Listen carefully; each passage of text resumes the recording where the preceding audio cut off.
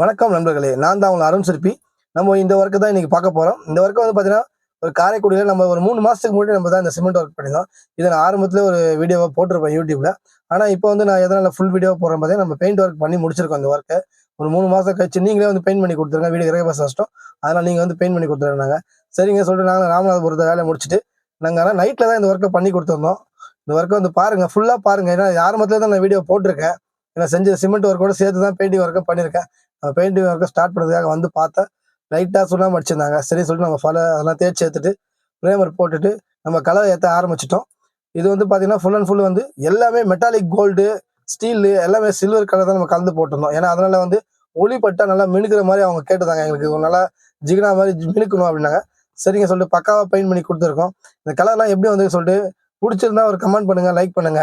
இந்த வேலை எப்படி இருக்கு சொல்லிட்டு பாருங்க. இந்த மாரி வேலைகள் உங்களுக்கு வேணும்னு சொன்னீங்கன்னா, எங்கள தாராளமா கான்டாக்ட் பண்ணுங்க. எங்க வீடியோவ தொடர்ச்சியா பாருங்க.